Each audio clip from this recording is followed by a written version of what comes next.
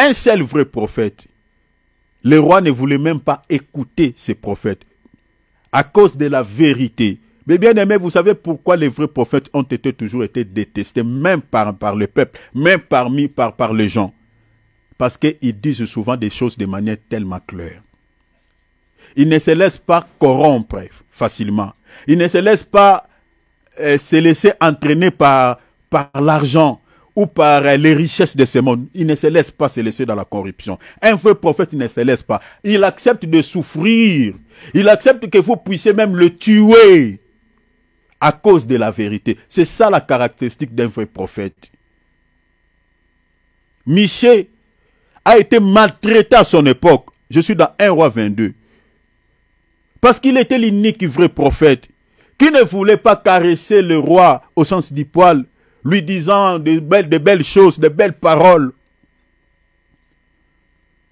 Le roi était entouré de plusieurs faux prophètes qui prêchaient des choses que le roi aimait entendre, qui prophétisaient des choses que le roi lui caressait au sens du poil.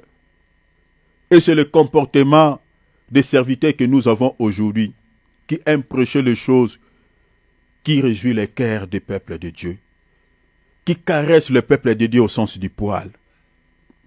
Mais les prophètes authentiques qui disent la vérité au peuple, qui disent au peuple que si vous n'abandonnez pas ces comportements, cette attitude, vous partirez en enfer. Nous n'avons plus ce genre de serviteurs de Dieu. Mais regardez le monde auquel nous vivons, comment le monde se comporte aujourd'hui.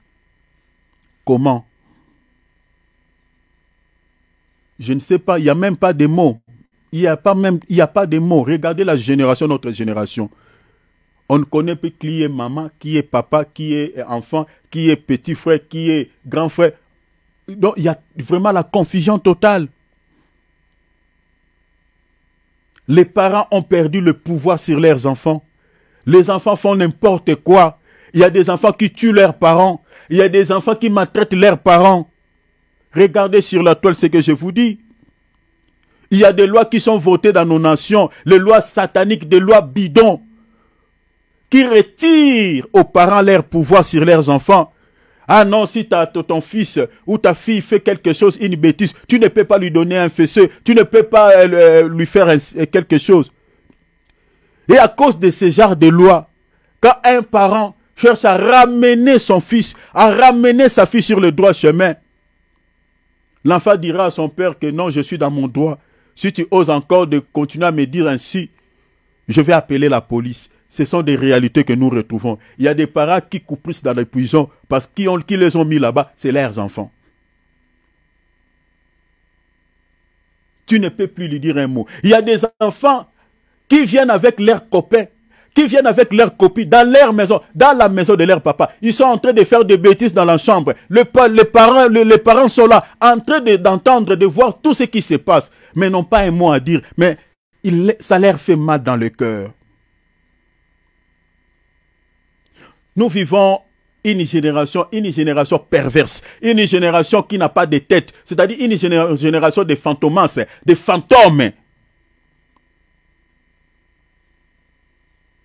Où il n'y a pas la tête. Voilà pourquoi notre génération est une génération maudite. Maudite. Parce que selon la parole de Dieu, un enfant qui désobéit à son parent, un enfant indocile, cet enfant-là, sa vie sera courte sur la terre et ne sera jamais heureux. Éphésiens chapitre 6. Dieu veille sur sa parole. Ce qu'il dit, si les gens ne les respectent pas, ils subiront les conséquences.